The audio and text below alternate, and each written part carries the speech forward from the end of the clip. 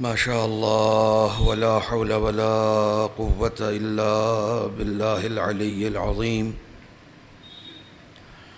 حسبنا الله ونعم الوكيل، نعم المولى ونعم النصير. أعوذ بالله السميع العليم من الشيطان اللعين الرجيم. بسم الله الرحمن الرحيم. الحمد لله الذي جازي كل صانع ورايش كل قانع وراحم كل ضارع ومنزل المنافع والكتاب الجامع بالنور الساطع، وهو للدعوات سامع وللكربات دافع وللدرجات رافع وللجبابرة قامع، فلا إله غيره ولا شيء يعدله، ليس كمثله شيء وهو السميع البصير اللطيف الخبير، وهو على كل شيء قدير. والصلاة والسلام والتحية والإكرام على السيد الأنام الذي سمي في السماء أحمد وفي الأرض أبي القاسم محمد،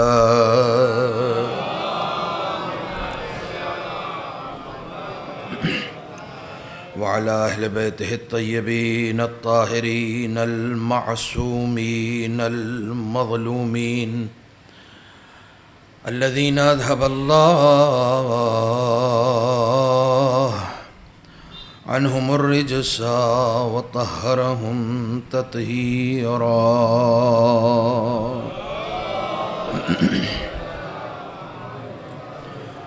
واللعنة الدائمة الباقية على أعدائهم وغاصب حقوقهم ومنكر فضائلهم أجمعين.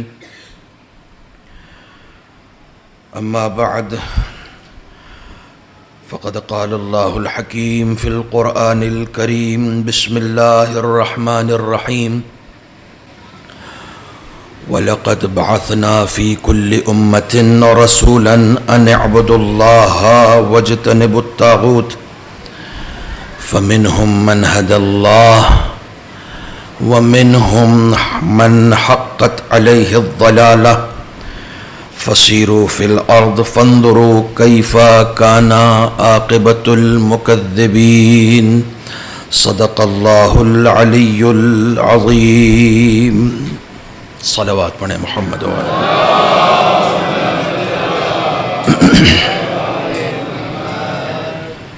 برادران عزیز، جس سلسلہ گفتگو کو آپ کل سے سماعت فرما رہے ہیں، آج اس کی دوسری قسط ہدیہ سماعت ہے. اس دعا کے ساتھ کہ رب کریم ہم سب کو اہل بیت کے دوستداروں میں قرار دے، ہم سب کو امام حسین کے عزاداروں میں شامل فرمائے، اور ہم سب کو جب بھی اس دنیا سے اٹھائے تو شیعیان حیدر کرار کی صورت میں اٹھائے. زندگی میں جس زندگی کو ہم جی رہے ہیں، یہ زندگی رب اکبر نے ایک خاص مقصد کے تحت ہمیں عطا کی ہے، اور کسی بھی عطا کرنے والے کا یہ دستور ہوتا ہے کہ اگر کوئی شے وہ عطا کرتا ہے تو عطا کرنے کے بعد اسے واپس نہیں لیتا ہے۔ آپ نے کسی کو قرض دیا ہے تو قرض آپ واپس لے سکتے ہیں، لیکن آپ کی شان کریمی نے تقاضا کیا اور آپ نے کسی کو محبت میں کچھ عطا کیا، تو ایسا نہیں ہے کہ آپ اس عطا کو پھر اس سے واپس لے لیں۔ بات مثال سے واضح کروں، مثلا مبارک پور میں پہلی مرتبہ حاضر ہوا ہوں، آپ میں سے کسی کو میری کوئی بات اچھی لگ گئی تو آپ نے محبت میں مجھے کچھ گفٹ دے دیا۔ پریشر نہیں بنا رہا ہوں آپ لوگوں کے اوپر، مثال دے رہا ہوں۔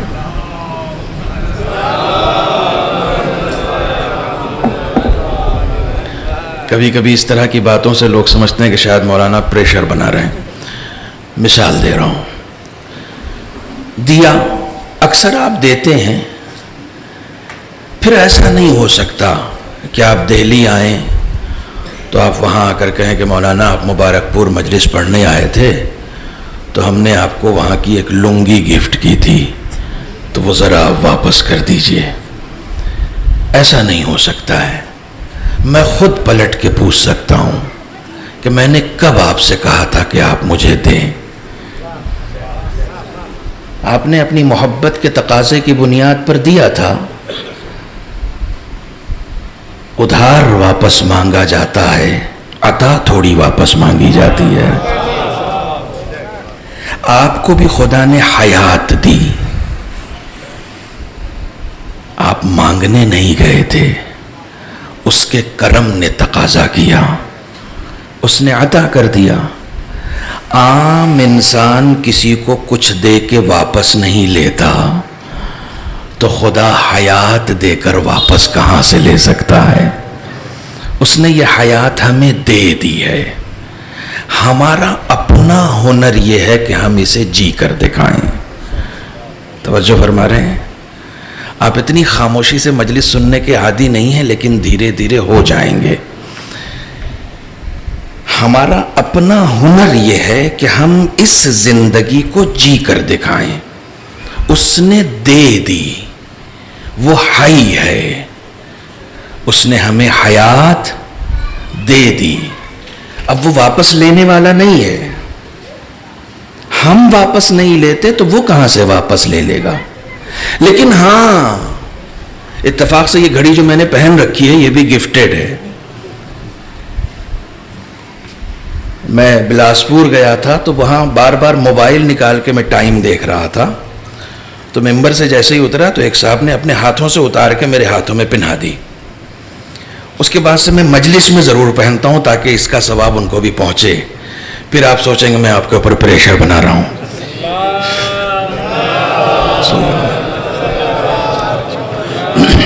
سنیے، بہت غور سے سنیے۔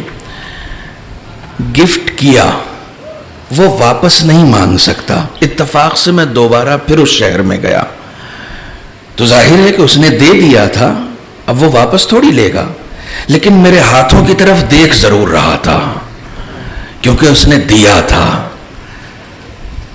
آپ سمجھے نہیں وہ کیا دیکھ رہا تھا؟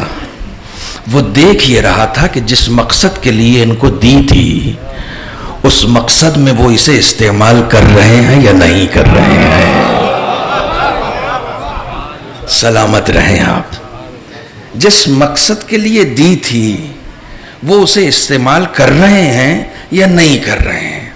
جب اس نے دیکھ لیا کہ نہیں اسی مقصد میں یہ استعمال کر رہے ہیں تو ممکن ہے وہ اور خوش ہو جائے اور یہ ارادہ کرے کہ آگے بھی جب کبھی دینا ہوگا تو اسی کو دیا جائے گا جو قدر کرنا جانتا ہو۔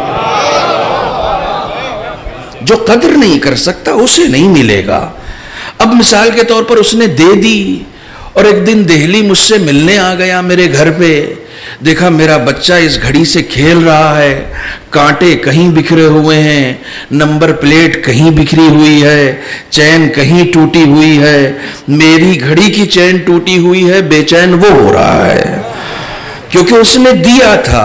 اس وقت بھی وہ مجھ سے مانگ نہیں سکتا ہے، کاش میرا جملہ پہنچ جائے، اس وقت بھی وہ مجھ سے مانگ نہیں سکتا کہ مولانا یہ کیا حالت کر دی آپ نے، اب اسے واپس کر دیجئے، نہیں مانگے گا، وہیں پر ایک ارادہ کرے گا، اور وہ ارادہ یہ ہوگا کہ اب ان کو دوبارہ نہیں دیں گے۔ دوبارہ کیوں نہیں دیں گے؟ کہا جو قدر نہیں کرتا اسے دوبارہ نہیں ملتی۔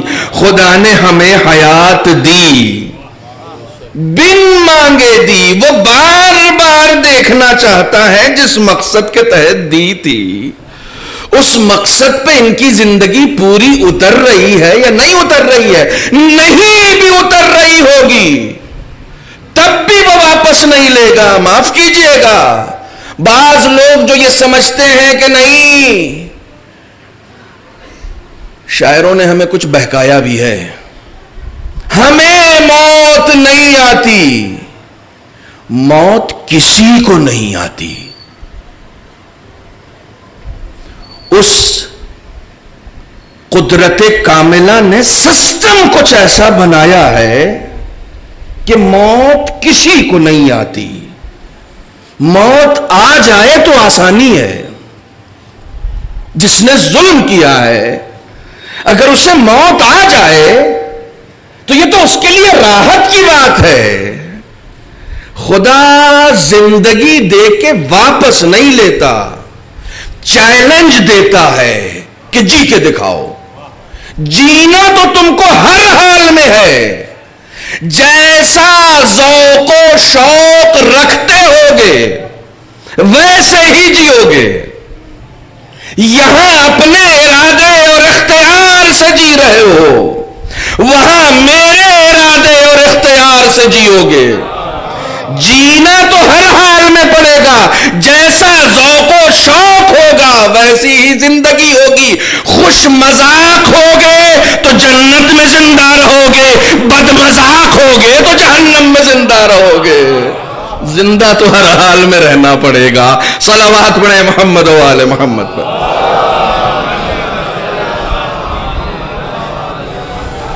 تھوڑا تھوڑا آپ لوگ آگے آ جائیں، پیچھے جگہ نہیں بچی ہوئی ہے، آگے بہت جگہ ہے لوگوں کے بیٹھنے کے لیے، چونکہ لوگ ظاہر سی بات ہے مسلسل تکلف نہ کریں۔ میں بالکل بے تکلف آدمی ہوں، نہ آپ سے کسی طرح کا مطالبہ کروں گا۔ تھوڑا تھوڑا آگے آ جائیں، مجلس میں دوسرے کے لیے جگہ فراہم کرنے میں بھی ثواب ہے۔ صلوات پڑھیں محمد و آل محمد۔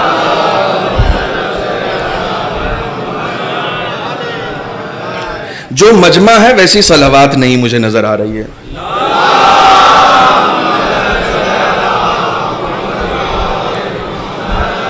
اب ایک مشکل یہ ہو گئی ہے کہ ہمیں جینا ہے، ہر حال میں جینا ہے۔ ہم مرنے والے نہیں ہیں، مرنے والا اس نے حیات دے دی ہے، اب جیو۔ علامہ اقبال نے کہا ہے، الحمدللہ میں دیکھ رہا تھا مرثیہ بھی اردو میں پڑھا جا رہا ہے، خدا کا شکر ہے۔ اگر آپ کے علاقے میں اردو زندہ ہے تو اسے مرنے مت دیجیے گا، شاعری کا ذوق زندہ ہے تو اسے مرنے مت دیجیے گا۔ جتنا آپ کے درمیان علم کم ہوگا، جتنا آپ کے درمیان بیداری کم ہوگی، اتنا زیادہ عزاداری پر ایفیکٹ پڑے گا۔ اس جملے پر غور کیجئے گا کبھی گھر جا کر، اتنا زیادہ عزاداری پر ایفیکٹ پڑے گا۔ جتنا نیچے بیداری ہوگی اس سے زیادہ اوپر بیداری ہوگی۔ یہ اوپر کی بیداری ختم ہی اس لیے ہو رہی ہے کہ نیچے کی بیداری ختم ہو چکی ہے۔ اسے زندہ رکھیے گا۔ علامہ اقبال مشہور شاعر ہیں، کہتے ہیں تیرے آزاد بندوں کی نہ یہ دنیا نہ وہ دنیا۔ حالانکہ اس مصرے پر مجھے اعتراض ہے، اب یہ اعتراض کا وقت نہیں ہے کہ میں اس کو تفصیل میں جاؤں۔ اس کو آخرت کہتے ہیں، اس کو دنیا کہتے نہیں ہیں۔ ضرورت شعری کی بنیاد پر انہوں نے دنیا استعمال کر لیا ہے۔ دنیا نام ہی ہے اس جگہ کا۔ دنیا کا مطلب ہی ہوتی ہے وہ جگہ جو پست ہو، دنا سے آیا ہے, ٹھیک ہے, اسی سے ادنا آیا ہے, میں آپ کا ادنا سا غلام. ادنا کا مطلب ہی پست ہوتا ہے, ادنا ہی سے دنیا آیا ہے. دنیا کا مطلب وہ جگہ جو پستی میں ہو. خدا نے ہمیں پستی میں رکھا ہی اس لیے ہے تاکہ اس جگہ بیٹھ کر خود کو بلندی پر پہنچا سکیں. اگر یہاں آنے کے بعد بھی خود کو بلندی تک نہ پہنچایا تو پھر پستی ہی میں رہ جائیں گے. صلوات پڑھیں محمد و آل محمد پر.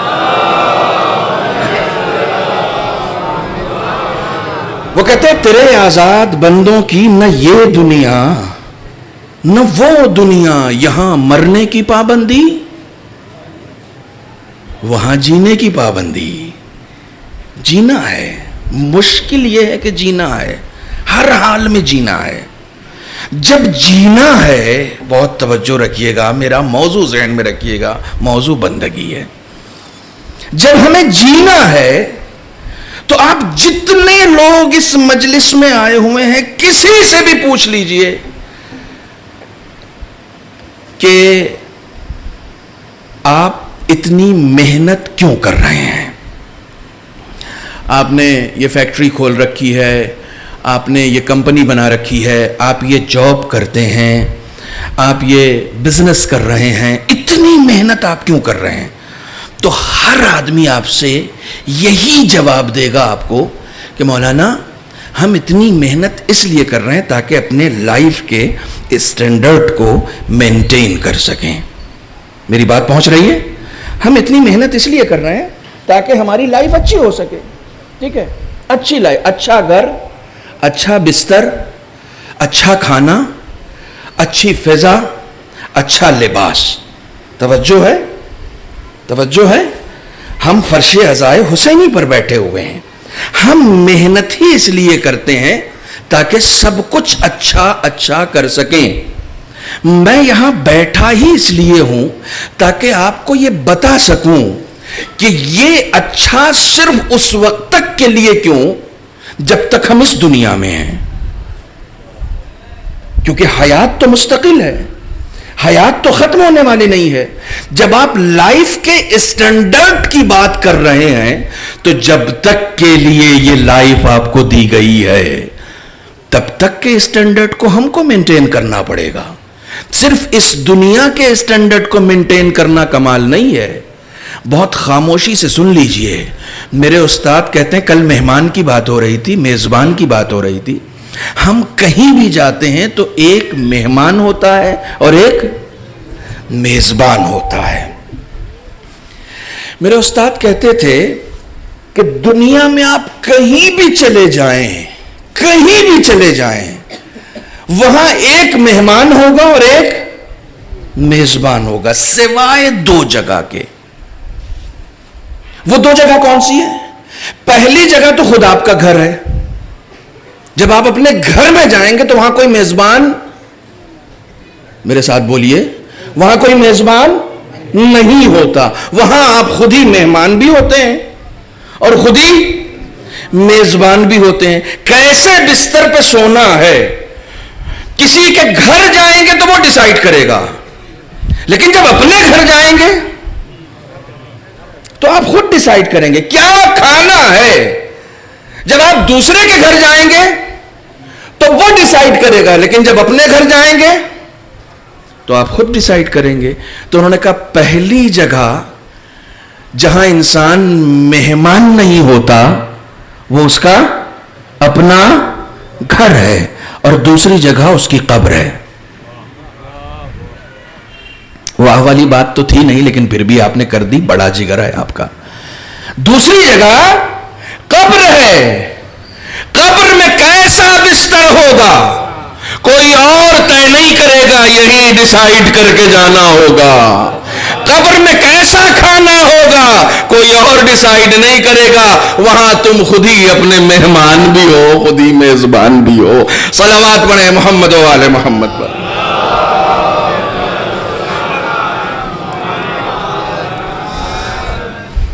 یہ بڑا خشک موضوع ہے, ظاہر سی بات ہے کہ موضوع خشک ہو یا تر, پہنچانا تو دونوں ہے, چونکہ قرآن میں صرف خشک بھی نہیں ہے اور خود کچھ تر بھی نہیں ہے. قرآن میں خشک و تر سب موجود ہے. صلوات پڑھیں محمد و آل محمد پر.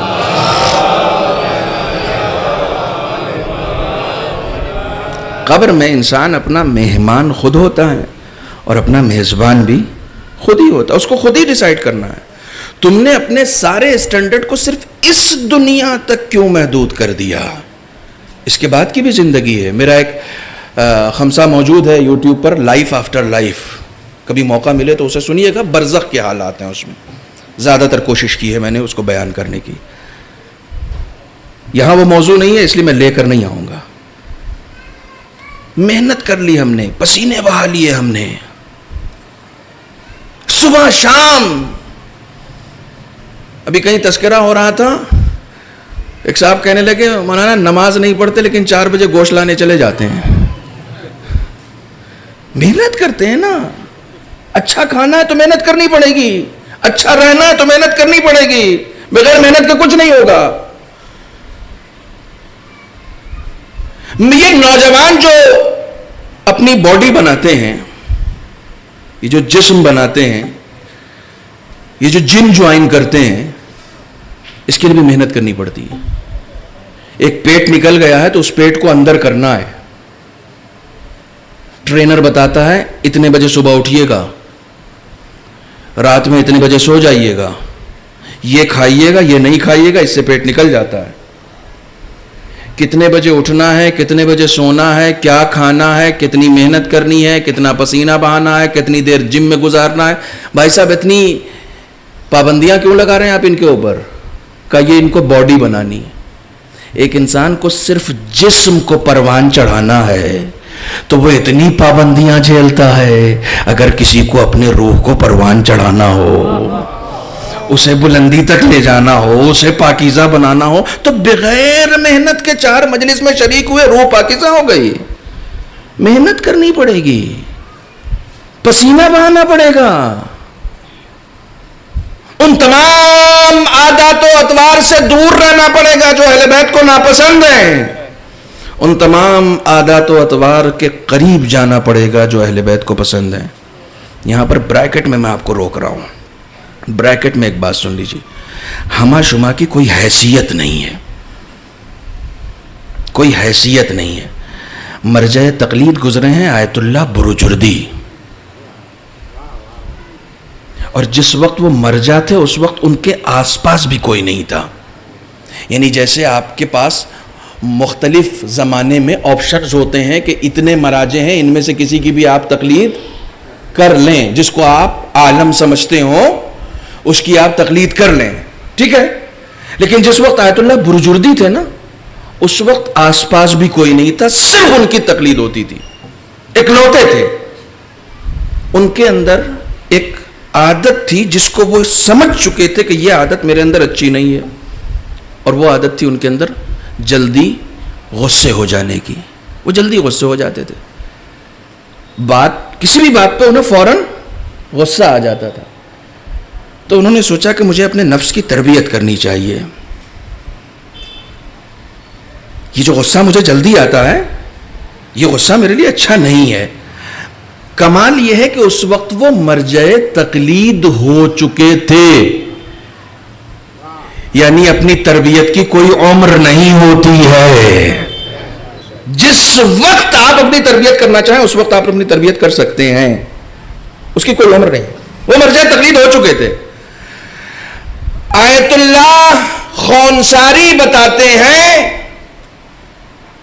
کہ انہوں نے یہ نذر کی، میں نے جم کی بات کی تھی نا، پریکٹس کی بات کی تھی نا، مشق کی بات کی تھی، کہتے ہیں انہوں نے یہ نذر کی کہ آئندہ سے اگر کبھی کہیں پر بھی مجھے بیجا غصہ آیا تو میں پنشمنٹ کے طور پر، جرمانے کے طور پر، سزا کے طور پر 1 سال تک کنٹینیو روزہ رکھوں گا۔ سنیے،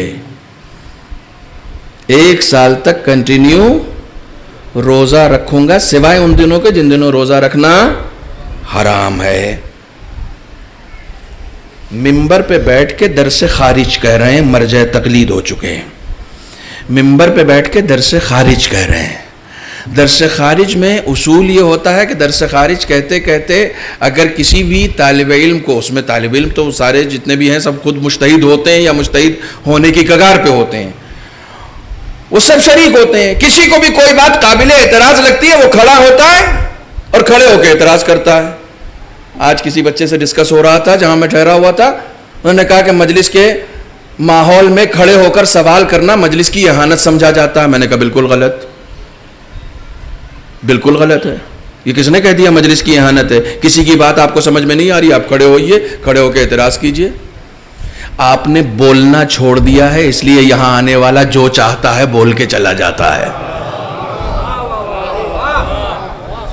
آپ نے بولنا چھوڑ دیا ہے. آپ اس کے چاہنے والے جو ممبر پہ بیٹھ کے کہتا سلونی پوچھو. یہاں پوچھنا توہین نہیں ہے, جہالت گھر لے کر جانا توہین ہے. علم کے بارے میں سوال کرنا توہین نہیں ہے. نہیں جانتے ہو تو پوچھو, کوئی بات نہیں سمجھ میں آئی پوچھو, بار بار پوچھو. پوچھنے سے کس نے منع کیا ہے؟ توہین نہیں ہونی چاہیے, اہانت نہیں ہونی چاہیے, مسخرہ نہیں ہونا چاہیے. مجلس کے آداب کا لحاظ رکھ کر پوچھو. آپ اس قوم والے ہیں کہ جس کے امیر نے کہا ہے کہ پوچھو جو کچھ پوچھنا ہے. اور ایک بات یاد رکھنا, یہ سوال جو ہے نا معلومات کی چابیاں ہیں. سوالات معلومات کی چابیاں ہیں. علم حاصل کرنا ہے تو سوال کرنا سیکھو. مگر ہم کیا کریں, ہم کیا کریں؟ آیت اللہ قاضی سجدے میں ہیں, سجدے سے سر اٹھایا, پھر بریکٹ میں سنیے, بریکٹ میں بریکٹ نکلتا چلا جائے گا اور جو جو آئے گا سب سناؤں گا. سجدے سے سر اٹھاتے ہیں, ایک نوجوان آتا ہے, کہتا ہے حضور ایک سوال ہے. کہا کیا؟ کہا وہ جناب موسیٰ کی ماں کا نام کیا تھا؟ وہ پھر سجدے میں چلے گئے. آس پاس سارے لوگ بیٹھے ہوئے ہیں, اب وہ سجدے سے سر نہیں اٹھا رہے. بہت دیر ہو گئی, سجدے سے سر ہی نہیں اٹھایا انہوں نے. اس کے بعد جب اٹھایا تو پاس ایک عالم دین بیٹھے ہوئے, انہوں نے کہا حضور بچے نے کچھ سوال کیا ہے, آپ سجدے میں چلے گئے. کہنے کہ میں خدا کا شکر ادا کر رہا تھا کہ اس بچے کو سارا دین معلوم ہو گیا ہے, بس ایک جناب موسیٰ کی ماں کا نام رہ گیا تھا. یہ سوال ہے, یہ سوال ہے. آیت اللہ قراتی کہتے ہیں سوال جب بھی کرو تو ان 3 زمروں پر اپنے سوال کو دیکھ لو. اگر ان 3 زمروں پہ تمہارا سوال اترتا ہے تو کرو, ورنہ چپ رہو. نمبر 1, وہ سوال کرو جس کا جواب جاننا تمہارے لیے واجب ہے. وہ سوال کرو جس کا جواب جاننا تمہارے لیے مستحب ہے. وہ سوال کرو جس کا جواب جاننا تمہارے لیے مفید ہے. توجہ فرما رہے ہیں, واجب ہے, مستحب ہے, مفید ہے. یہ 3, اگر ان تینوں محوروں پر تمہارا سوال پورا اترتا ہے تو بسم اللہ کرو. ہمارے ہاں اکثر سوال اس لیے ہوتے ہیں تاکہ یہ دیکھ لیا جائے کہ ان کو پتا ہے کہ نہیں, اپنی شیخی بگھارنے کے لیے. اس لیے سوال نہیں کرو, جاننے کے لیے سوال کرو. بہرحال آپ صلوات پڑھیں.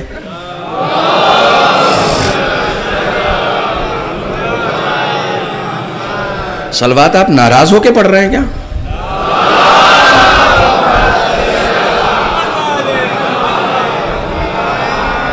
شاگرد ان کے کہتے ہیں کہ انہوں نے نظر کر لی کہ 1 سال تک روزہ رکھیں گے, اگر غصے ہو گئے تو, بیجا غصے ہو گئے تو. درس خارج دے رہے ہیں, ایک طالب علم کھڑا ہوتا, طالب علم کیا, وہ خود عالم دین ہے. میں نے کہا وہ سب جو مجتہد بننے والے ہوتے ہیں وہ درس خارج آخری کلاس ہے. کھڑا ہو گیا, کھڑے ہو کے اس نے کسی بات پہ اعتراض کیا, انہوں نے اس کا جواب دیا, اس نے پھر اعتراض کیا, انہوں نے پھر اس کا جواب دیا, اس نے پھر اعتراض کیا, انہوں نے پھر جواب دیا. 3-4 بار ایسا چلتا رہا. ان کو ہی محسوس ہوا کہ شاید اس کو میری بات سمجھ میں نہیں آ رہی ہے, تو انہوں نے ذرا تلخ لہجے میں کہا کہ تم کو یہ سمجھ میں نہیں آ رہا. وہ پھر بیٹھ گیا. انہیں فوراً احساس ہو گیا میں نے دلیل سے اس کو نہیں بٹھایا, بلند آواز کر کے بٹھا دیا. ممبر پہ بیٹھنے کے بعد کسی کو بلند آواز کر کے نیچے بٹھانا کمال نہیں ہے, دلیلیں دے کے بٹھانا کمال ہے. تمہارے پاس دلیلیں ہیں تو دلیلیں دو, نہیں ہے تو حضرت علی نے ایک بہت اچھا سا نسخہ بتایا ہے، فرماتے ہیں لا ادری نصف العلم، کسی سوال کا جواب نہیں جانتے ہو تو برملا کہو مجھے نہیں معلوم، مجھے نہیں معلوم۔ یہ کہنا زیادہ آسان ہے، اگر تم نے یہ کہہ دیا تو تم آدھے عالم تو ہو۔ مولائے کائنات نے نہیں جاننے کا اعتراف کرنے والے کو آدھا عالم کہا ہے، کہ جو یہ اعتراف کر لے کہ میں نہیں جانتا، فرمایا یہ آدھا عالم ہے، کم سے کم یہ تو جانتا ہے کہ غلط جواب دے کے اس کا دین نہ خراب کرو، یہ آدھا عالم ہے۔ غلط جواب نہ دو، اس کو اتنا تو معلوم ہے نا کہ غلط جواب دے دو گے تو کسی کا دین خراب ہو جائے گا، چپ ہو جاؤ۔ کہنے لگے کہ احساس ہو گیا، منبر سے اترے، گھر آئے، جو ان کے شاگرد تھے ان کو گھر بلایا، آیت اللہ خان صاری کو۔ آیت اللہ خان صاری حرم معصومہ میں ایک زمانے تک نماز پڑھاتے رہے، ان کو گھر بلایا اور بلانے کے بعد کہا کہ یہ جس نے اعتراض کیا تھا وہ کہاں رہتا ہے؟ کہا فلاں جگہ رہتا ہے۔ کہا مجھے لے کے چلو اس کے گھر پہ، اسی رات، جس دن میں درس کہا ہے اسی رات مغرب کے بعد۔ کہنے لگا مجھے لے کے چلو۔ سنو، میں نے کہا تھا نا میں امام کے نوکروں کے قصیدے زیادہ سناؤں گا آپ کو، تاکہ پتہ چلے کہ نوکر ایسے ہیں تو آقا کیسا ہوگا۔ کہنے لگے مجھے لے کے چلو۔ انہوں نے کہا کہ اس وقت وہ کہیں مجلس پڑھ رہے ہیں اور روزانہ وہ مغرب کے بعد چلے جاتے ہیں، وہ صبح ظاہر سی بات ہے لیٹ نائٹ واپس آئیں گے، تو میرے خیال میں آپ کو اگر کوئی پیغام ہے تو آپ بتا دیجئے، میں جا کے مرجع تقلید ہے یہ بات میں نہ بھولنا، یہ مرجع تقلید ہیں، کہ آپ حکم دے دیجئے میں جا کے ان کے گھر پہ پیغام دیتا ہوں۔ کہا نہیں مجھے جانا ہے، مجھے جانا ہے۔ تو کہا وہ تو صبح ملیں گے۔ کہا پھر نماز صبح کے بعد۔ آیت اللہ خان صاری کہتے ہیں نماز صبح کے بعد میں تعقیبات پڑھ رہا تھا، دروازے پر دق الباب ہو گیا اور خود آیت اللہ بروجردی میرے گھر پہ آ گئے۔ کہنے لگے چلو، تم کو گھر معلوم ہے نا اس کا، چلو۔ تو کہتے ہیں ہم دونوں ان کے گھر گئے، اور جیسے ہی گھر گئے تو ایک مرجع تقلید اگر کسی کے دروازے پر آ جائے تو آپ ذرا سے اس کی کیفیت کو سمجھیے کہ کیا ہوگی۔ اور وہ مرجع تقلید اکلوتا ہے اپنے زمانے کا، اکلوتا مرجع تقلید ہے۔ جیسے ہی دق الباب کیا، اس نے دروازہ کھولا، دیکھا آیت اللہ بروجردی کھڑے ہوئے ہیں، اس کے اوسان خطا ہو گئے۔ کہنے کا سرکار آپ نے مجھے حکم دیا ہوتا میں سرکے پر گھر پہ حاضر ہو جاتا۔ کہنے لگے نہیں، وہ کل جو کچھ تمہارے ساتھ ہوا اس کے لیے معافی مانگنے آیا ہوں۔ کون ہے یہ؟ کون ہے؟ مرجع تقلید۔ اکڑنے والا برا ہوتا ہے، جھکنے والا برا نہیں ہوتا۔ اکڑے نہیں کہ میں مرجع تقلید ہوں تو ہاں اسے بلا کے لاؤ، ذرا سر پہ ہاتھ پھیر دیں، دعا دے دیں اس کو۔ کہنے لگا میں معافی مانگنے آیا ہوں۔ وہ رونے لگا، کہنے لگا مجھ سے کوئی خطا ہو گئی ہے، مجھ سے کوئی گناہ ہو گیا؟ کہنے لگا نہیں، کل تم نے سوال کیا تو میں نے ذرا بلند آواز میں تم کو ڈانٹ کے بٹھا دیا تھا، دلیل دے کر نہیں بٹھایا۔ تمہیں مجھے قانع کرنا چاہیے تھا، مجھ کو قانع کرنا چاہیے تھا دلیلوں کے ذریعے سے، میں نے بلند آواز سے تم کو بٹھا دیا تھا۔ کہا نہیں بالکل میرے دل میں نہ کوئی خلش ہے، نہ کوئی رنجش ہے، کچھ بھی نہیں آپ کے سلسلے سے۔ کہنے لگے میں اس وقت مانوں گا جب تم مجھے اس بات کی اجازت دو کہ میں تمہارے ہاتھوں کا بوسہ لوں۔ توجہ فرما رہے ہیں، مرجع تقلید نے اپنے شاگرد کے ہاتھ کا بوسہ لیا، اس کی زبان سے کہلوایا کہ میں نے آپ کو معاف کیا۔ اس کے بعد وہ گھر آئے۔ آیت اللہ خان صاری کہتے ہیں پھر اسی دن سے پورے سال بھر روزہ رکھا، تاکہ اپنے اس نفس کے عیب کو دور کر سکیں۔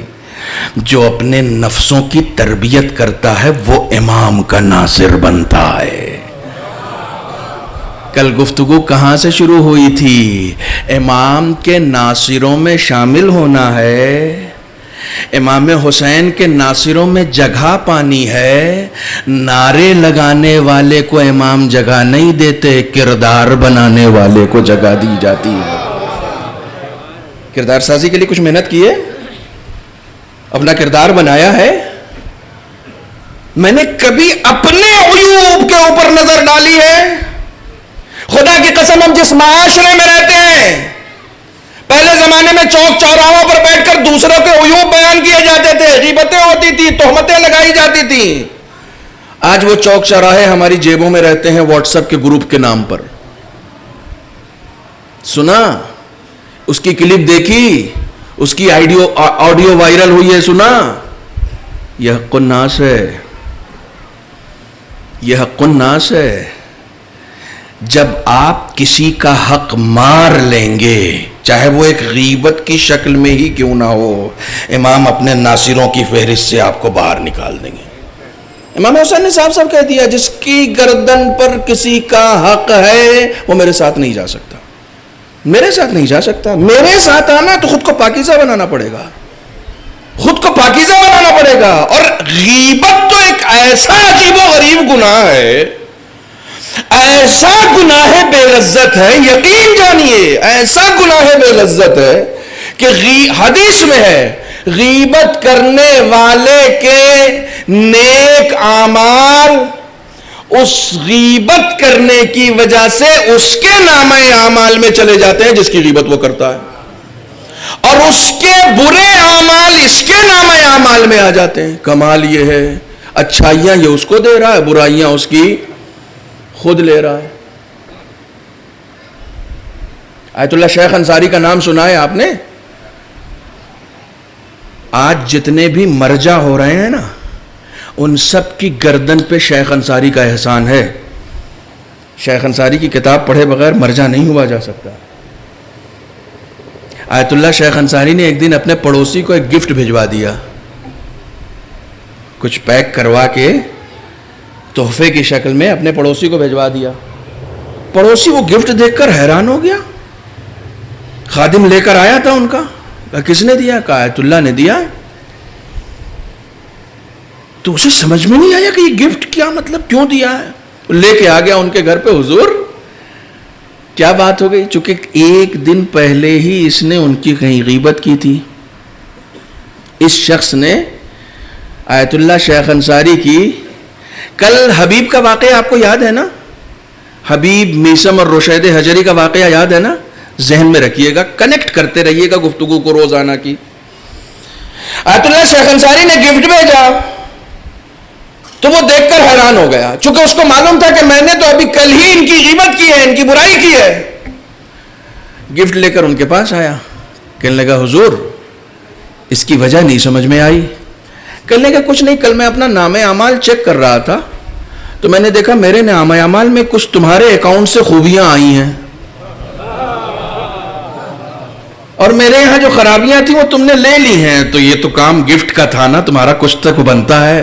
تم نے اپنے اچھے اعمال مجھے دے دیے اور میرے جو کچھ بہت تھوڑے بہت تھے وہ تم نے لے لیے ہیں. تو گفٹ اس لیے ہے، وہ سمجھ گیا کہ وہ جو حدیث ہے کہ غیبت کرنے والے کے نیک اعمال اس کے یہاں ٹرانسفر ہو جاتے ہیں، جس کی غیبت کی جاتی ہے، یہ اس مقام پر پہنچ گئے ہیں کہ نامہ اعمال پڑھنے کے لیے انہیں فرشتوں کی ضرورت نہیں ہوتی، فرشتوں کو ان کی ضرورت ہوتی ہے. صلوات پڑھیں محمد و آل محمد پر.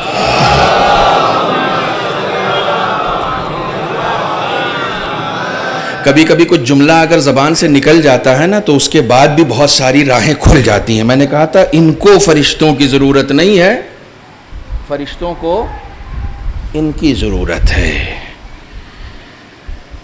فرشتوں اور انسان میں اشرف کون ہے؟ انسان تو ہے ہی، حضرت انسان سے زیادہ اشرف کون ہو سکتا ہے؟ خدا نے بنایا ہے. خدا کی خدائی میں لقد کرمنا بنی آدم، قرآن کہتا ہے ہم نے عزت و شرف عطا کیا ہے انسان کو. آپ سے زیادہ باشرف کون ہوگا؟ آپ نے کبھی اس بات پر غور کیا ہے کہ دیکھیے میں نے کہا نا کہ فرشتوں کو ان کی ضرورت ہوتی ہے. آپ نے کبھی اس بات پر غور کیا ہے کہ یہ جو چھوٹے بچے پیدا ہوتے ہیں جو ابھی کروٹ لینا شروع کرتے ہیں بستر پہ، تو ماں ان کے دونوں طرف تکیہ رکھ کے جاتی ہے اگر کچھ کام کرنے جاتی ہے تو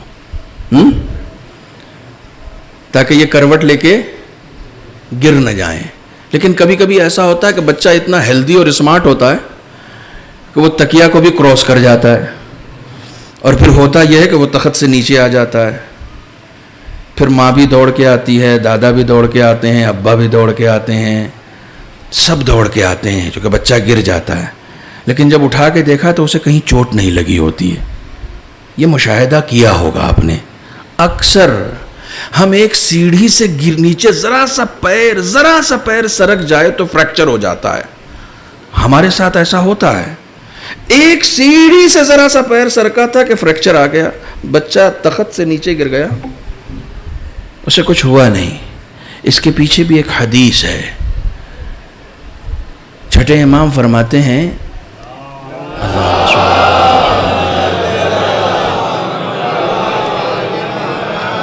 کہ یہ جو معصوم بچے ہوتے ہیں نا، خدا بند عالم ان کی نگہداری پر فرشتوں کو مامور کرتا ہے.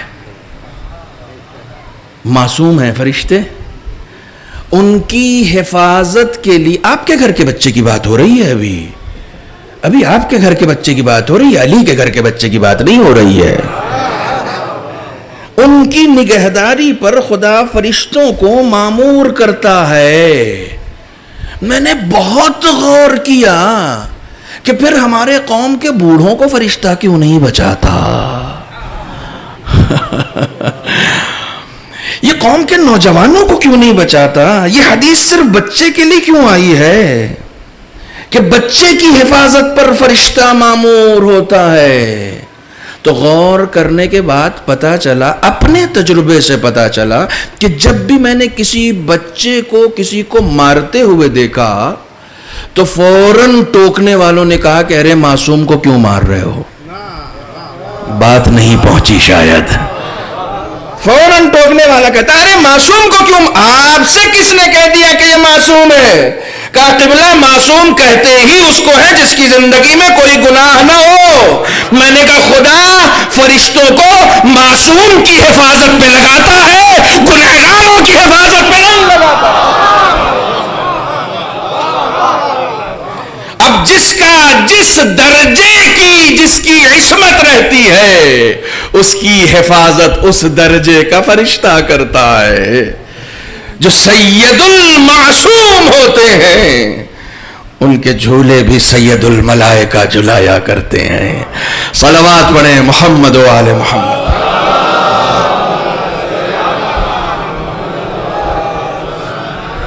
اب جو لوگ تھک گئے ہیں وہ صلوات پڑھیں.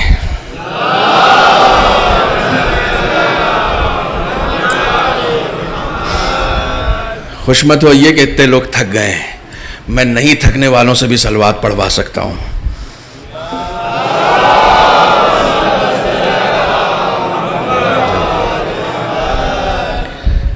خدا بند عالم نے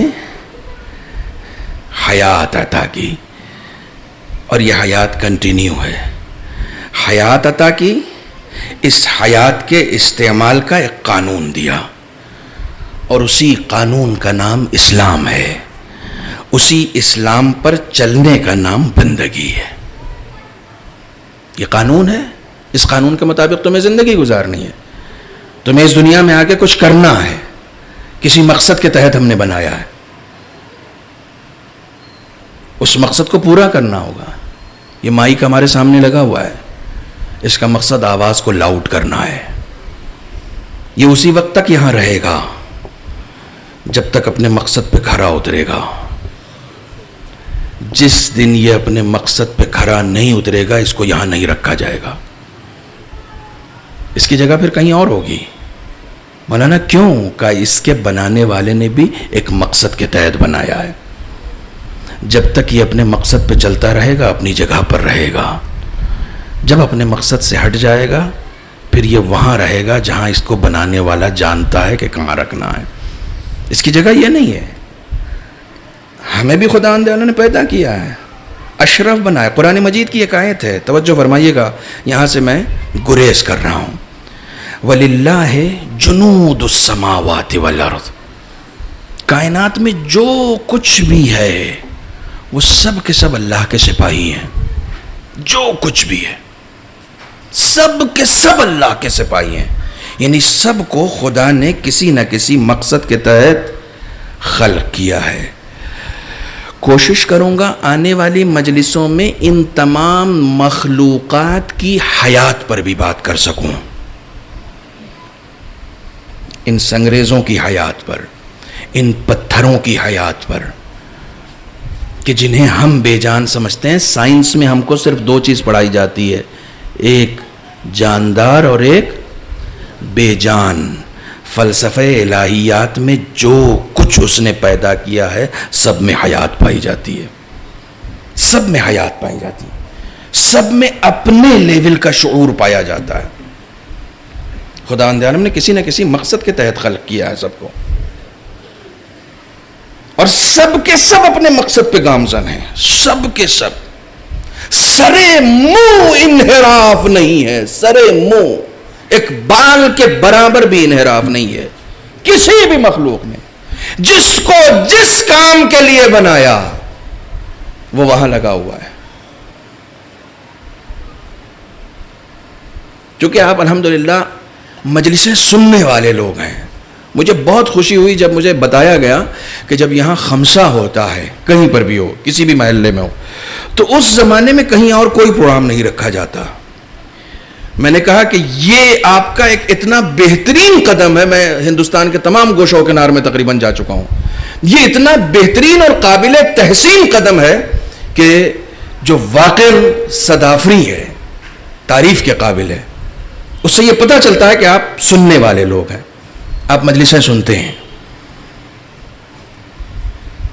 قرآن مجید نے سننے والوں کو مبارکباد بھی پیش کی ہے. آیت سناؤں گا انشاءاللہ آپ کی خدمت میں. سننے والی ایک قوم ہے کہ جس کو قرآن مجید نے مبارکباد پیش کی ہے. توجہ فرما رہے ہیں. کوئی ایک مخلوق ایسی نہیں ہے جو سرے منہ انحراف کرے اپنے مقصد تخلیق سے، سوائے ایک کے کہ جسے خدا نے عقل دے کر بھیجا ہے اور اختیار دے کر بھیجا ہے. جب اختیار دے کر بھیجا تو انسان اسی اختیار کا غلط استعمال کرنے لگا کہ نہیں میرا اپنا اختیار ہے. خدا بند عالم جبری طور پر بھی مجھے بندہ بنا سکتا تھا، قہری طور پر بھی مجھے بندگی میں رکھ سکتا تھا. مجھے حالت رکوع میں ہی پیدا کرتا، میں کیا کر لیتا، میں کھڑا ہی نہیں ہو پاتا. لیکن اس نے مجھے اختیار دیا اور نماز دی. توجہ، اس نے مجھے اختیار دیا اور نماز دی، اور نماز میں میری تربیت کی، اور تربیت کر کے یہ بتایا کہ جب تم سجدے سے سر اٹھاتے ہو اور اٹھا کر کھڑے ہوتے ہو تو کہتے ہو بحول اللہ وقوتہ اقوم واقعد. پالنے والے تیری ہی قوت سے کھڑا ہو رہا ہوں، تیری ہی قوت سے بیٹھ بھی رہا ہوں. یعنی اس کھڑے ہونے میں میری اپنی طاقت شامل نہیں ہے، اس بیٹھنے میں بھی میری اپنی طاقت شامل نہیں ہے. تیری طاقت نہ ہوتی تو نہ میں بیٹھنے کے لائق رہتا نہ میں کھڑے ہونے کے لائق رہتا. توجہ فرمانے. لیکن اس نے مجھے اختیار دے کر بھیجا ہے تاکہ میں یہ اعتراف کر سکوں، میں یہ اعتراف کر سکوں کائنات میں جتنی بھی مخلوقات ہیں سب اس کے دم سے ہیں، سب اس کے دم سے ہیں. ابھی کل اناؤ میں، پرسوں اناؤ میں جو مجلس پڑھ رہا تھا میں، تو ایک جملہ آیا وہاں پر. بہت سارے زندگی میں آپ کام کرتے ہیں، بہت سارے کام کرتے ہیں جس میں آپ کو یہ لگتا ہے یہ میں نے کیا ہے، یہ میری وجہ سے ہوا ہے. میں نہیں ہوتا تو مبارک پور کی عزاداری نہیں ہوتی، میں نہیں ہوتا تو لوگ خمسے نہیں کر پاتے، میں نہیں ہوتا تو مجلسیں نہ ہو پاتی. کبھی کبھی ہمیں لگتا ہے ایسا. خدا اس بندے کو پسند کرتا ہے جو اپنی زندگی سے اس میں کو نکالے. تمہارے پاس جو کچھ ہے میری بدولت ہے، جو کچھ بھی ہے. ایک سب سے آسان کام ایک انسان کیا کرتا ہے؟ سب سے آسان کام جس میں اس کو کوئی محنت نہیں ہے. آپ نہیں بتائیں گے؟ میں بتاتا ہوں. سانس لینا. سانس لینا. ہم جب سانس لیتے ہیں تو تو اس میں کوئی محنت ہے, کوئی پسینہ بہتا ہے, کوئی کام ہے یہ؟ اس سانس لینے میں ہم سمجھتے ہیں ہم لے رہے ہیں, لیکن ہم باہر آکسیجن کے محتاج ہیں. آکسیجن نہ ہو تو میرا دم گھٹ جائے گا. کچھ دنوں کے لیے ہوا میں آکسیجن ذرا سا کم ہو گیا تھا, لوگوں نے اسے, ڈاکٹروں نے تو میں نہیں کہوں گا ڈاکٹر صاحب, لوگوں نے اسے سلنڈر میں قید کر لیا تھا اور ہم سے کہہ رہے تھے پیسہ دو گے تو سانس لینے دیں گے. زندگی بھر اس کے شان کریمی کی بدولت ہم سانس لیتے رہے, کبھی احساس ہی نہیں ہوا. ایک بار کچھ لوگوں نے آکسیجن کو قید کر لیا تو میری سانس لینے کے بھی پیسے لے لیے. ہمیں کبھی احساس نہیں ہوتا خدا کی خدائی کا, ہمیں کبھی احساس نہیں ہوتا. یہ احساس جب تک نہیں ہوگا تب تک بندگی کا شعور نہیں آ سکتا ہے. بندگی کا شعور آئے گا ہی اس وقت جب اس کی خدائی کا احساس ہو جائے. توجہ فرمانے, آج دوسری مجلس ہے, وقت مکمل ہو چکا ہے, لیکن کل بھی میرے خیال میں اسی وقت میں بیٹھا تھا. 1.5 گھنٹے کل آپ نے برداشت کر لیا, آج بھی برداشت کر لیجئے. 1.5 گھنٹے نہیں تو کم سے کم 10-15 منٹ اور برداشت کر لیجئے.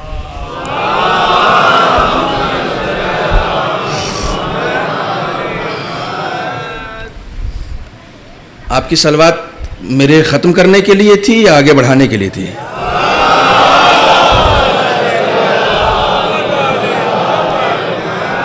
آپ یقین جانیں آپ بہت اچھا سن رہے ہیں. جو اچھا سنتے ہیں میں انہی کو سناتا ہوں, سب کو سناتا بھی نہیں ہوں, مجھے سنانے کا زیادہ شوق نہیں. کائنات کے ذرے ذرے میں خدا نے بندگی رکھی ہے, ذرے ذرے میں, سر منہ انحراف نہیں کرتا. آپ ماشاءاللہ سے ویسے بھی سرسبز و شاداب جگہ پر رہتے ہیں, خوبصورت ہریالیوں میں رہتے ہیں, آپ کو پیڑ لگانے کا ایکسپیرینس ہے, آپ درخت لگاتے ہیں. آپ جائیے نرسری سے 2 درخت لے کر آئیے اور اسے زمین پر لگائیے. اب چونکہ میں اس علاقے میں مثال دے رہا ہوں تو یہاں آم بھی تو ہوتا ہے نا, بہت ہوتا ہے آم, تو آم کی مثال دیتے ہیں.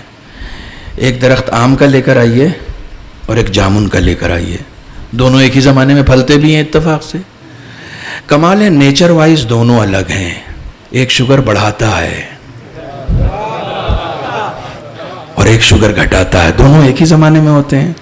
ٹھیک ہے, ایک ذرا سا آپ نے ایکسٹرا کھا لیا تو شوگر بالکل اپ ہو جائے گی, اور اس کو کنٹرول کے لیے فوراً اس نے کہا جامن کھا لو, ڈاؤن ہو جائے گی.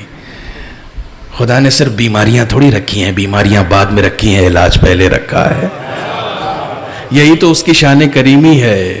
فیروز حیدر صاحب, مولانا فیروز حیدر صاحب نوگامہ سادات کے, کیا خوبصورت جملہ کہتے تھے کہ بچہ ماں کے پیٹ سے بعد میں جنم لیتا ہے, ماں کے سینے میں کوثر و تسنیم پہلے چھلکنے لگتے ہیں.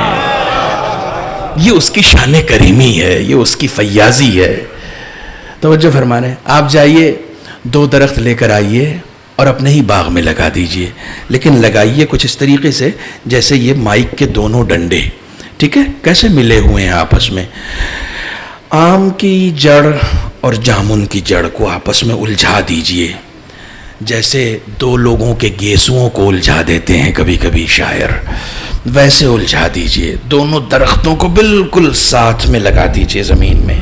ٹھیک ہے, اب یہ دونوں درخت بڑے ہوں گے نا تو آم والے میں آم ہی پھلے گا, جامن والے میں جامن ہی پھلے گا. آپ کہیں گے میں کیسی مثال دے رہا ہوں, یہ آم میں آم ہی پھلے گا, جامن میں جامن ہی پھلے گا. میں یہ اس لیے کہہ رہا ہوں کہ ہمارے یہاں صحبتوں کا اثر ہو جاتا ہے. آپ نے ان دونوں درختوں کو ساتھ میں لگایا, آم جامنی کلر کا نہیں ہوا, جامن پیلے کلر کا نہیں ہوا.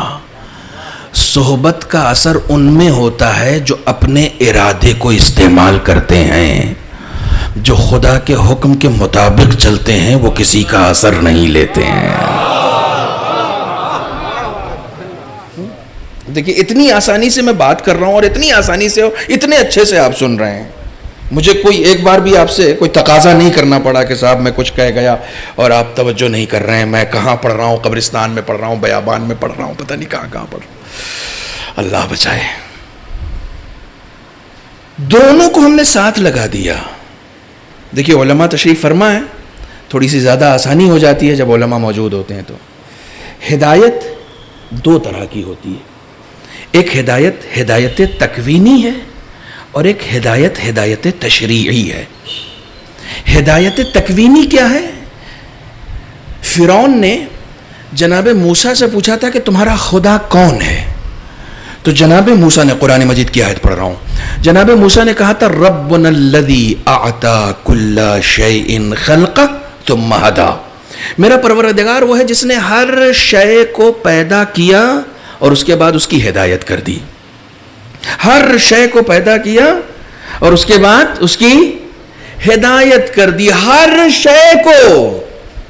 اس کا مطلب ہدایت صرف آپ کی نہیں ہوئی ہے، کائنات کے ذرے ذرے کے لیے خدا نے ہادی رکھا ہے، وہ اپنے ہادی کو پہچانتا ہے، تبھی تو اشارے پہ سورج پلٹتا ہے، تبھی تو اشارے سے چاند دو ٹکڑے ہوتا ہے، وہ اپنے ہادی کو پہچانتا ہے اور اس کی اطاعت کرتا ہے۔ خدا نے کائنات کے ذرے ذرے کو ہدایت کی ہے، لیکن وہ ہدایت ہدایت تکوینی ہے، ہماری ہدایت ہدایت تشریعی ہے۔ تکوینی میں بھی ہم ہیں، تکوینی میں بھی ہم حصے دار ہیں، لیکن ہماری ہدایت ہدایت تشریعی ہے۔ توجہ فرمائیے گا، کائنات کا ذرہ ذرہ جو کچھ بھی کرتا ہے وہ سب حکم پروردگار سے کرتا ہے، جو کچھ بھی کرتا ہے، جو کچھ بھی کرتا ہے۔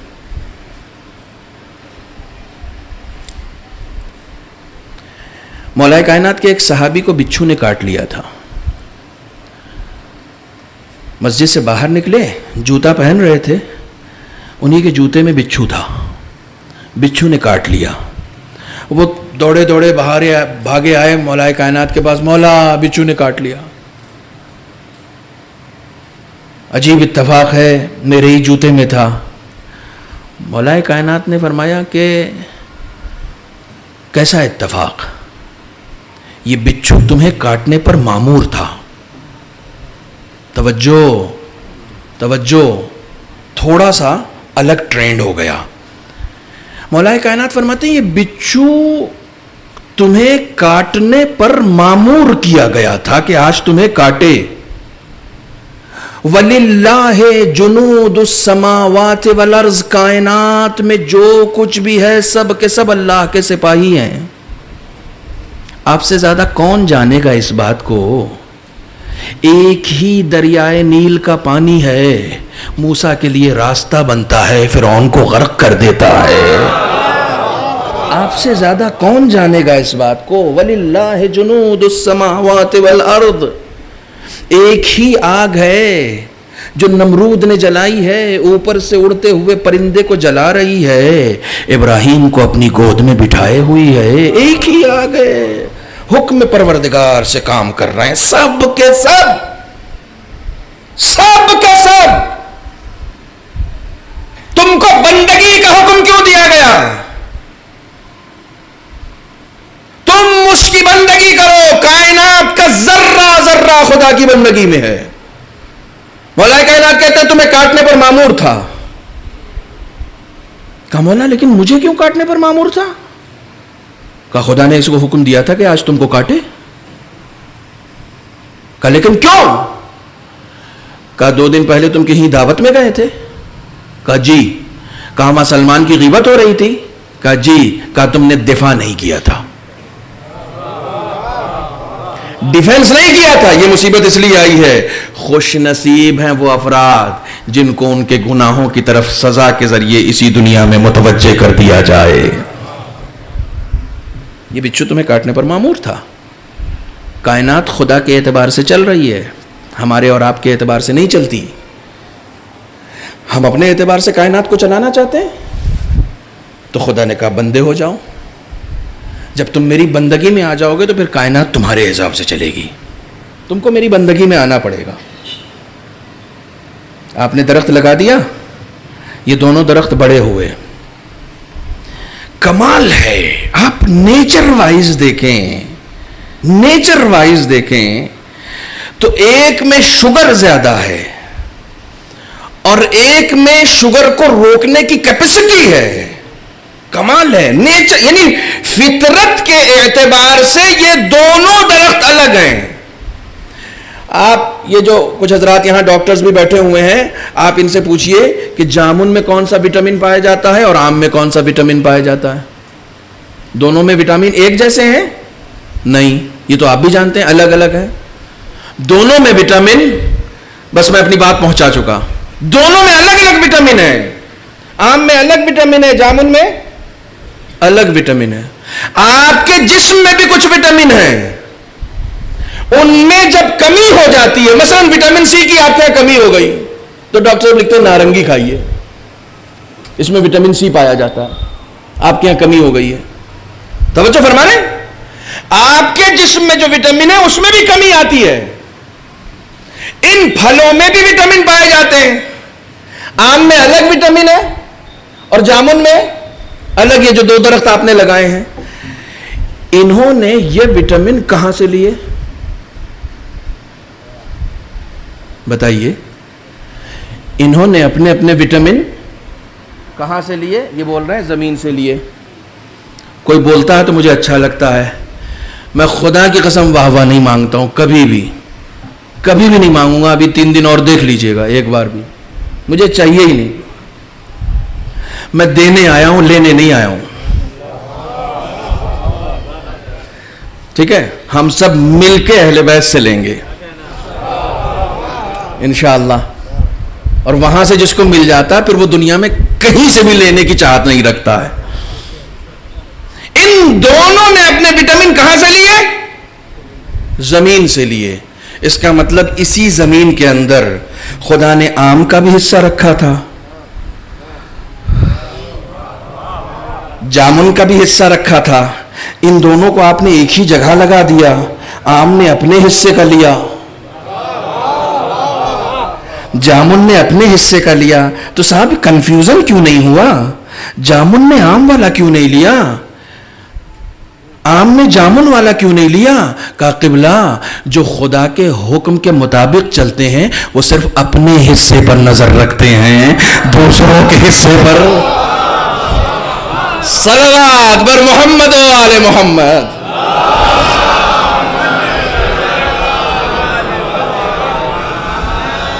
ان کو شعور نہیں دیا لیکن ہدایت کر دی, جسے ہدایت تکوینی کہا جاتا ہے.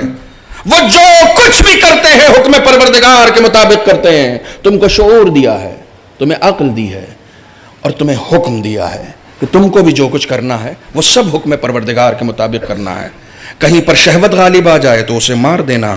بندگی کا تقاضا یہ ہے کہ وہ کرو جس سے خدا راضی ہو. کہیں پر نفس غالب آ جائے تو اسے دبا دینا اور کہنا کہ نہیں میرے خدا کا یہ حکم ہے. کہیں خاندان غالب آ جائے تو خاندان کو چپ کرا دینا اور کہنا کہ بندگی کا تقاضا یہ ہے کہ یہ کیا جائے. کبھی کبھی ہمارا خاندان بڑا ہو جاتا ہے نا, تو بڑا خاندان ہمیں مغرور کر دیتا ہے. کبھی کبھی انسان کے پاس ڈھیر ساری دولت آ جائے نا, تو ڈھیر ساری دولت انسان کو سرکش کر دیتی ہے. قرآن مجید کی آیت ہے ان الانسان لیطغی ان رآہ استغنی. یہ انسان جب اپنے آپ کو بے نیاز دیکھتا ہے نا تو سرکش ہو جاتا ہے.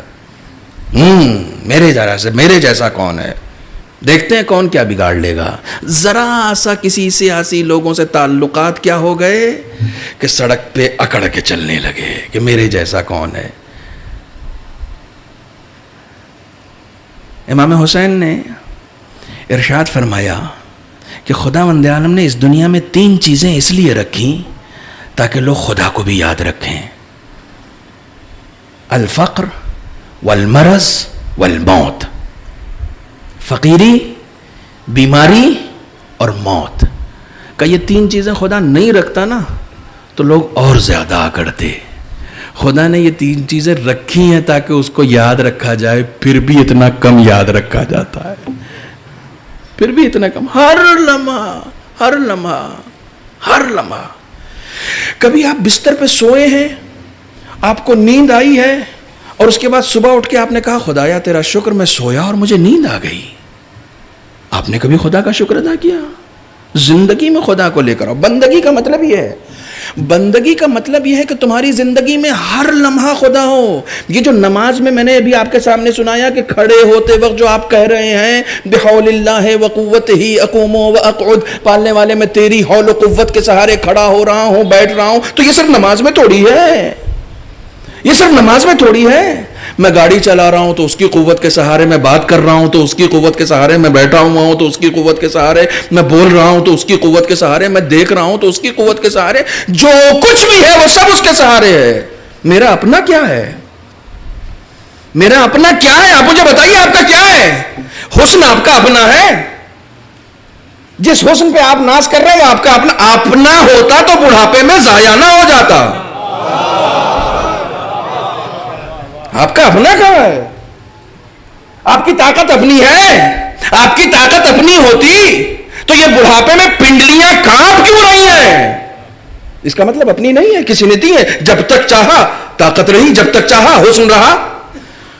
بعض لوگوں کے ذہن میں خیال آنے لگا کہ صاحب او ہو اچھا اس کا مطلب یہ ہے کہ جیسے ہی بڑھاپا جاتا ہے ویسے ہی حسن بھی چلا جاتا. نیور, ایسا بالکل نہیں ہے کہ بڑھاپا جائے گا تو حسن چلا جائے گا. وہ جب تک چاہے گا اس وقت تک حسن رہے گا.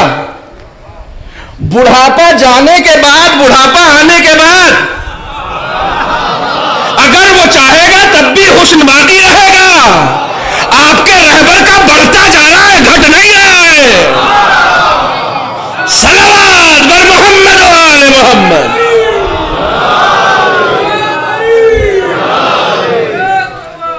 اللہ,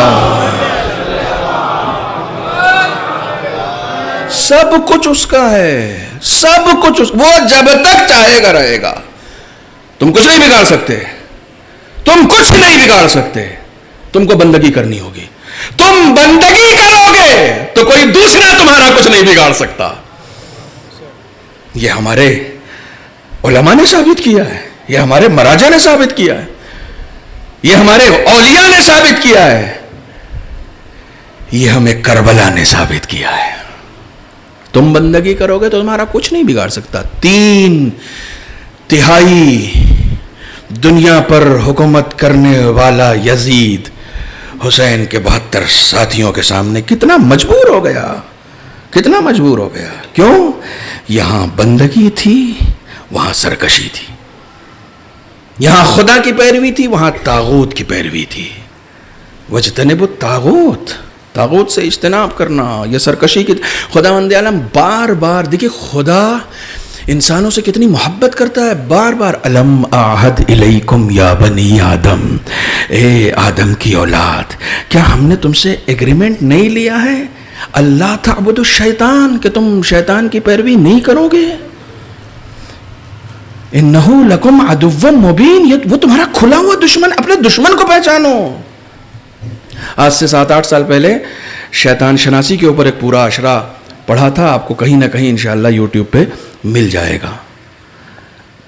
عنوان تھا انسان اور انسانیت کا ازلی دشمن ابلیس. پورا اشرا شیطان پہ تھا. خداوند عالم نے اس دشمن کو پہچانوایا ہے کہ پہچانو اس دشمن کو, یہ تمہارا دشمن ہے. دشمن شناسی تمہارے اندر پیدا ہو. توجہ فرما رہے ہیں, ایک طرف خدا پرستی والے ہیں اور ایک طرف طاغوت کی پیروی کرنے والے ہیں.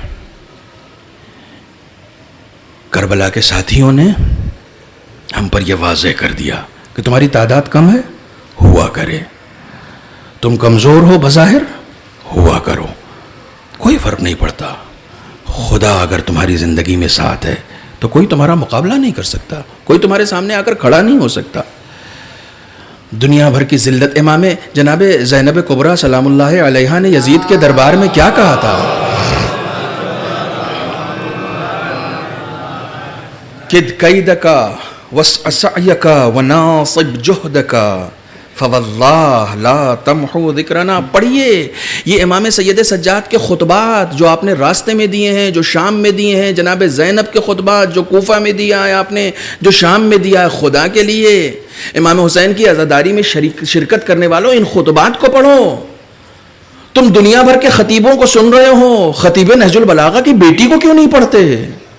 تم دنیا بھر کے خطیبوں کو پسند کرتے ہو، خطیب نہج البلاغہ کے پوتے کو کیوں نہیں سنتے؟ اس کے خطبے کو نہیں سنتے؟ کون سنے گا؟ کون پڑھے گا؟ ہمارے یہاں مجلسوں کے بعد تبرک کے طور پر امام سید سجاد کا خطبہ کیوں نہیں بانٹا جاتا؟ ہمارے یہاں مجلسوں کے بعد تبرک کے طور پر جناب زینب کا خطبہ کیوں نہیں تقسیم کیا جاتا؟ ہم اپنے بچوں کو جناب زینب کے خطبے کیوں نہیں پڑھاتے کہ جناب زینب نے یزید کی آنکھوں میں آنکھیں ڈال کر کہا کہ جتنی مکاریاں کرنی ہے کر لے، جتنی کوششیں تجھ سے ہو سکتی ہیں کر لے، اپنی کوششوں کی انتہا کو پہنچ جا. فواللہ زینب خدا کو گواہ بناتی ہے، لا تمحو ذکرنا، نہ تو ہمارے ذکر کو مٹا پائے گا، نہ چراغ وحی کو خاموش کر پائے گا. خدا خدا خدا، یہ کانفیڈنس کہاں سے آتا ہے؟ جناب زینب نے خدا کو گواہ بنا کر کہا ہے، خدا کو گواہ بنا کر کہا ہے. کوئی تھا نہیں جناب زینب کے پاس. اس دربار کے منظر کو جب نقل کیا گیا ہے تو یہ بتایا گیا ہے کہ وہاں فضہ کے چاہنے والے تو تھے، زینب کا چاہنے والا کوئی نہیں تھا. زینب کو قتل کرنے کی بات آئی تو فضہ سامنے آ گئی، اور فضہ جب سامنے آ گئی تو فضہ کے چاہنے والے سامنے آ گئے. یہ وہ دربار ہے. مردوں میں کون ہے؟ مردوں میں ایک زنجیروں میں جکڑا ہوا ہے، جسے اوپر سے لے کر نیچے تک زنجیروں سے جکڑ دیا گیا ہے، خاردار زنجیروں سے.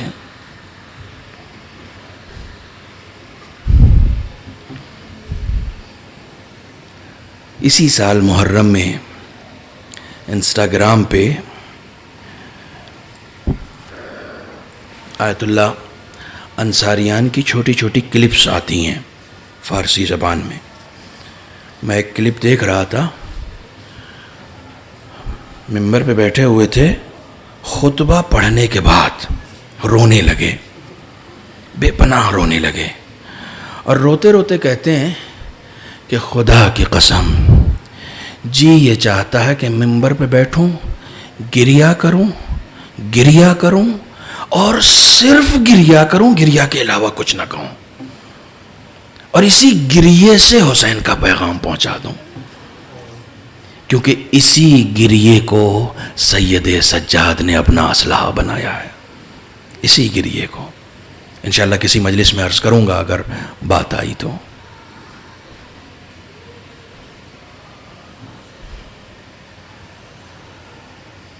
ہر ایک آنکھ کو کیسے نصیب ہوں آنسو، چنی گئی ہے یہ دولت کسی کسی کے لیے. ہر ایک کو نہیں ملتے، ہر ایک کو حسین کا غم بھی نہیں ملتا، ہر ایک کو حسین بھی نہیں ملتے. مجھے تعجب ہوتا ہے ان لوگوں پر جنہوں نے کربلا پڑھی ہے اور پڑھنے کے بعد وہ کہتے ہیں کہ آپ روتے کیوں ہیں. جس حسین کی 4 سالہ بچی لاش بیسر سے لپٹ کر کفن کے لیے تڑپ رہی ہو، اس منظر کو دیکھ کر کون نہیں روئے گا؟ کون نہیں روئے گا؟ بس میں مجلس پڑھ چکا. کل جہاں آپ کو میں نے چھوڑا تھا مصائب میں، وہیں سے 2-4 ذکر کرنا چاہتا ہوں. خاص طور سے ان ایام میں میری یہ کوشش ہوتی ہے کہ اس مظلومہ کا زیادہ ذکر ہو جو شام کے زندان میں رہ گئی تھی.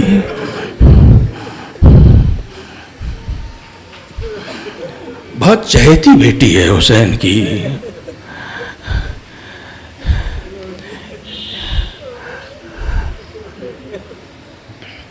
امام حسین نے اس چہیتی بیٹی کے لیے فرمائشیں کی ہیں، فرمائشات موجود ہیں آپ کی اس چہیتی بیٹی کے لیے اور رباب کے لیے، روایتوں میں موجود ہے۔ امام اس گھر میں رہنا پسند کرتے تھے جس میں رباب اور سکینہ ہو۔ سکینہ کہتے ہی اس کو ہیں جو سکون قلب کا سامان ہو۔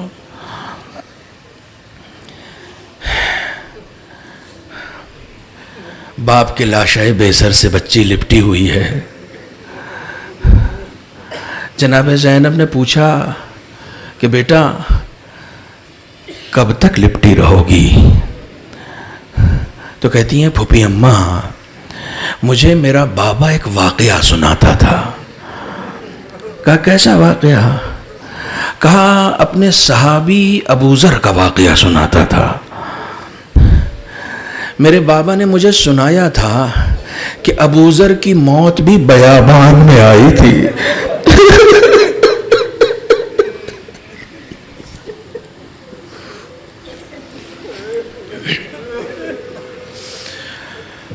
السلام علیک یا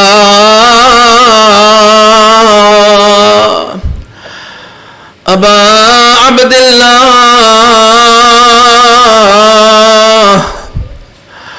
وعلى الأرواح التي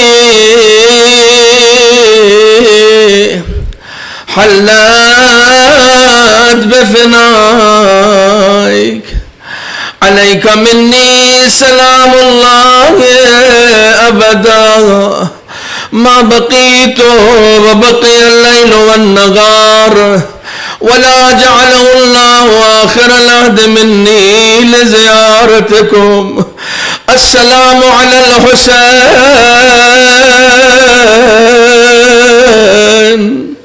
وعلى علي بن الحسين وعلى اولاد الحسین. جناب زینب آگے بڑھتی ہے، حسین کی 4 سالہ بچی کے بازو کو تھام کر کہتی ہیں کب تک اس سینے سے لپٹی رہو. کہتی ہے پھوپھی اماں مجھے میرا بابا اپنے صحابی ابو ذر کا واقعہ سناتا تھا. بیٹا کیسا واقعہ؟ کہا پھوپھی اماں مجھے میرا بابا بتاتا تھا کہ ابو ذر کو موت بیابان میں آئی تھی، اور جب اس کو موت آئی تھی تو اس کے پاس نہ اس کا بیٹا تھا نہ اس کی زوجہ تھی. جب ابو ذر کو موت آئی تھی تو اس کے پاس اس کی بیٹی کے علاوہ کوئی اور نہ تھا. پھوپھی اماں مجھے کربلا میں چھوڑ دے، آپ سفر کو جائے. کہا بیٹا کربلا میں کیا کرو گی؟ کہتی ہے پھوپھی اماں میرا بابا مجھے بتاتا تھا کہ جب بیابان میں ابو ذر کو کوئی کفن دینے والا نہ تھا، کوئی دفنانے والا نہ تھا،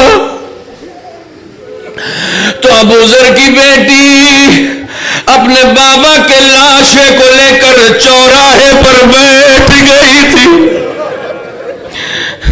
اور کہتی تھی کوئی نہ کوئی قافلہ تو گزرے گا، ارے اس میں کوئی رسول کا صحابی ہوگا، میں رسول کے اس صحابی سے دست ادب جوڑ کے درخواست کروں گی، اس سے کہوں گی یہ ابو ذر صحابی رسول کا لاشا ہے، اگر ہو سکے تو اسے کفن دے دو، اسے دفنا دو. پھوپھی اماں مجھے میرے بابا نے بتایا کہ ابو ذر کی بیٹی نے ایسا ہی کیا، کوئی قافلہ گزرا، اس نے ابو ذر کو کفن بھی دیا دفنایا بھی. دست ادب جوڑ کے کہتی ہے پھوپھی اماں جب ابو ذر کو کفن مل سکتا ہے تو یہ تو رسول کا نواز.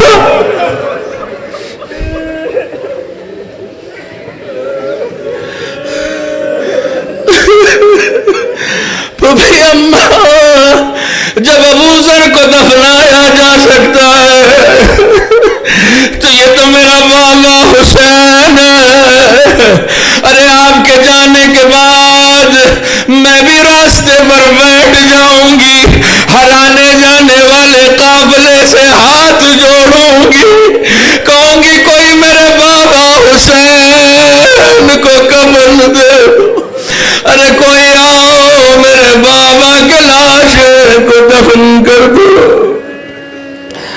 إنا لله وإنا إليه راجعون.